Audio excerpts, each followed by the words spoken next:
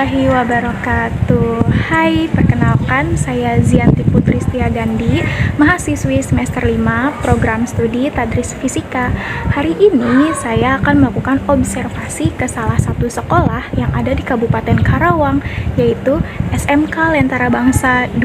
Oke, kita langsung aja ya ketemu di sekolahnya. Bye-bye. Nama saya Zianti. Ya. Kamu siapa namanya? Nama saya Abdul Muthalib. Abdul Muthalib, panggilannya? Bisa dipanggil Adul. Adul, berarti Ya. teman-teman manggilnya Adul gitu ya? Adul. Adul, ya. Ya.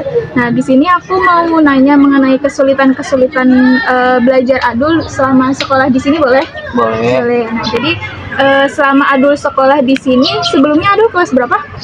Saya kelas 11 dari jurusan TBSM. Kelas 11, berarti kelas 2 SMK ya? Kelas 2 SMA. Iya. Nah, selama sekolah di sini, apa ada mata pelajaran yang Adul sukai? Ada Mata pelajaran apa? produktif kali ya. Produktif. Kalau produktif itu berarti dia kayak gimana ya? Ya, produktif tuh terbagi jadi banyak. Itu ada kelistrikan, ada PP engine, manajemen sistem. Oh, berarti kalau produktif itu dia langsung terjun ke praktek ya? Lebih ke praktek. Langsung megang alat kayak gitu ya? Ya, jadi sukanya lebih ke praktek, bukan materi doang. Jadi mata pelajaran yang disukai itu yang langsung turun lapangan gitu ya? Ya, langsung turun ke bengkel lah. Gitu. Langsung ke bengkelnya. Nah, kalau misalkan tadi kan mata pelajaran yang disuka, kalau mata pelajaran yang nggak disuka ada nggak? Mungkin bahasa Inggris. Bahasa Inggris. Ya. Kenapa nggak suka sama bahasa Inggris? Karena gurunya itu ngejelasinnya kurang jelas. Kurang jelas. Ya. Berarti karena gurunya kurang jelas ngejelasin materi bahasa Inggris, Ya. makanya Adul itu kurang paham. Kurang gitu. paham ya. Kurang paham sama cara penyampaiannya, atau dari Adul sendiri yang kurang paham? Cara penyampaiannya. Cara penyampaian guru tersebut ya. Ya. Nah, jadi cara belajar seperti apa yang Adul mau supaya bahasa Inggris itu tuh bisa di Ya sedetail-detailnya sih. Dan apakah jelas. gurunya itu harus nampilin video kayak gitu? Enggak sih. Kayak misalkan ada video dialog berbahasa Inggris, jadinya Adul tuh ngerti. Ya kalau misalnya contohnya itu perkenalan bahasa Inggris. Nah. Nah, yang saya mau tuh dia dulu gitu sebelum saya. Oh, berarti harus dicontohin terlebih dahulu iya, sama dicontohin guru terlebih itu. dahulu, terus teksnya juga ditulis. Kan perkenalan tuh termasuk umur, tempat tinggal, Iya. berapa bersaudara, Iya, gitu. betul, Ya. betul. Jadi faktor penyebab selain dari cara gurunya itu, apakah ada faktor lain? Faktor penyebab kesulitan belajarnya? Ngantuk sih kalau dari sayanya. Oh, berarti kejenuhan belajarnya itu ngantuk ya? Iya. Kenapa itu? Kenapa bisa ngantuk? Ya karena ngabisin waktu tuh malam searching gitu, Searching searching apa? materi dari produktif. Oh, berarti Ya, suka dikasih PDF soalnya. ada tugas dari gurunya gitu ya, buat belajar sendiri Ya. gitu. Oke. Oke, mungkin segitu aja pertanyaan-pertanyaan dari saya. Makasih banyak ya atas waktunya. Ya, sama-sama. Perkenalkan, nama saya Zianti Putri Setiagandhi. Kamu bisa panggil aku Kazian. Di sini aku bakal bertanya atau mewawancarai kamu. Sebelumnya kamu namanya siapa? Tia. Tia Ayu. Panggilannya? Tia. Tia. Kelas berapa? Kelas 10. Kelas 10 tadi. Berarti baru angkatan dulu ya, masuk tahun ini. Di sini aku mau bertanya mengenai kesulitan-kesulitan belajar dan kejenuhan belajar kamu selama sekolah di sini. Nah, sebelumnya oke, langsung aja. Di sini ada pertanyaan dari mata pelajaran yang ada di sekolah. Kamu suka mata pelajaran apa yang paling kamu sukai? Seni budaya. Kenapa kamu suka seni budaya? Ya suka nyanyi aja gitu, asik. Oh, kamu ikutan ekskul nyanyi berarti ya? Selain dari seni budaya, apakah ada mata pelajaran lain yang kamu sukai? Kerja Kak. Kenapa? Apakah kamu atlet? Asik aja gitu, kayak Main di lapangan iya, main gitu di ya. luar. Kalau misalkan di kelas itu jenuh mungkin ya. Nah, kalau misalkan tadi kan udah kamu sebutin mata pelajaran seni budaya, PJOK yang kamu suka. Terus ada nggak mata pelajaran yang nggak kamu suka? Apa mata pelajaran Jepang? Jepang. Kenapa nggak suka mata pelajaran Jepang? Nggak suka mata pelajaran. Karena nggak suka bahasanya gitu.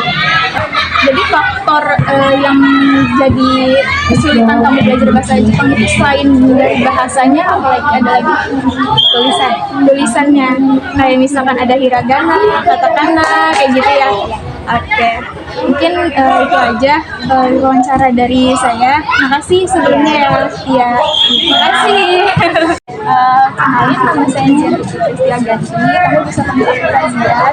Aku semester 5 dari pendidikan fisika. Di sini aku akan mewawancarai kamu. Sebelumnya aku namanya siapa? Anggun Anggraini. Panggilannya? Kelas berapa? Kelas 10. Berarti kamu di sini baru kelas 1 SMA ya? Barusan sebelumnya aku mau nanya, selama kamu sekolah di sini, apakah ada mata pelajaran yang kamu sukai? Matematika. Kenapa kamu suka matematika? Suka aja gitu. Suka sama hitung-hitungan berarti ya. Kalau misalkan dari cara mengajar gurunya, agak sulit sih, tapi mudah dipahami gitu ya. Cara penjelasannya sulit tapi mudah dipahami gitu ya. Nah, dari mata pelajaran matematika, kan itu mata pelajaran yang kamu suka. Apakah ada mata pelajaran yang nggak kamu suka? Ada. Apa bahasa Inggris? Bahasa Inggris. Kenapa faktor apa yang jadi penyebabnya kalau kamu kesulitan belajar bahasa Inggris? Nggak bisa masuk, nggak bisa mendalami banget. Nggak bisa mendalami banget gitu ya. Nah, terus jadi kesulitan dalam belajar bahasa Inggris itu kamu kurang paham sama materi-materi yang dijelasin. Nah, kamu ada saran nggak untuk cara belajar gimana yang kamu suka gitu supaya suka sama bahasa Inggris? Enggak suka. Misalkan bahasa Inggris gurunya harus tampilin video agar kamu lebih paham untuk dia atau gimana? Ya gitu sih, ngajarinya enggak. Selama ini belajarnya cuma nulis aja gitu ya, membaca tuh gimana? Ya membaca kayak gitu. Berarti itu jadi faktor penyebab kamu untuk kesulitan belajar bahasa Inggris. Jadi kedepannya kalau misalkan supaya lebih paham, berarti harus ada tampilan video gitu ya, media pembelajarannya. Oke, terima kasih ya. Terima kasih. Setelah melakukan observasi di sekolah dan melakukan wawancara terhadap 3 orang peserta didik, maka dapat saya simpulkan bahwa kesulitan dan kejenuhan belajar yang dialami oleh peserta didik yaitu karena metode pembelajaran dan media pembelajaran yang kurang menarik, dan juga cara penyampaian materi oleh guru ke peserta didik kurang dipahami. Adapun faktor penyebab dari kesulitan belajar peserta didik yaitu karena guru memberikan lembar kerja atau materi pembelajaran hanya melalui soft file atau dalam bentuk PDF dan kurangnya penjelasan contoh materi dari guru. Lalu, faktor penyebab dari kejenuhan belajar peserta didik yaitu karena metode pembelajaran yang dilakukan oleh guru monoton, sehingga peserta didik merasa bosan dan mengantuk pada saat pembelajaran berlangsung. Lalu, gaya belajar peserta didik setiap individu berbeda-beda. Berikut keterangannya. Yang pertama, peserta didik yang bernama Abdul Muthalib. Gaya belajar yang dimiliki Abdul yaitu gaya belajar kinestetik, di mana mengharuskan individu yang bersangkutan menyentuh sesuatu yang dapat memberikan informasi tertentu agar ia dapat mengingatnya, karena Abdul lebih suka kegiatan praktik. Yang kedua, peserta didik yang bernama Tia Rahayu. Gaya belajar yang dimiliki Tia yaitu gaya belajar auditori, di mana gaya belajar yang mengedepankan pendengaran untuk bisa memahami dan mengingatnya. Karakteristik model pembelajaran ini benar-benar meletakkan pendengaran sebagai alat utama penyerap informasi dan pengetahuan, karena Tia cenderung banyak bicara dan tidak suka membaca. Yang ketiga, peserta didik yang bernama Anggun Anggraini. Gaya belajar yang dimiliki Anggun yaitu gaya belajar visual, di mana memfokuskan pada ketajaman penglihatan sehingga dapat diartikan bahwa bukti-bukti konkret harus diperlihatkan terlebih dahulu supaya peserta didik paham dan dapat mempercayainya, karena Anggun cenderung memperhatikan sikap, gerakan, dan bibir guru yang sedang mengajar, serta Anggun kurang mampu mengingat informasi yang diberikan secara lisan. Maka dari itu, sebaiknya pendidik atau guru menggunakan metode pembelajaran dan media pembelajaran yang menarik pada saat melakukan belajar mengajar bersama peserta didik. Guru dapat menggunakan pendekatan konstruktivisme. Pendekatan konstruktivisme adalah pendekatan yang berpusat pada peserta didik yang menekankan pentingnya individu secara aktif membangun pengetahuan dan pemahaman mereka dengan bimbingan dari guru. Dalam pandangan konstruktivisme, anak-anak harus didorong untuk menjelajahi dunia mereka, menemukan pengetahuan, refleksi, dan berpikir kritis dengan pemantauan yang cermat dan bimbingan yang berarti dari guru.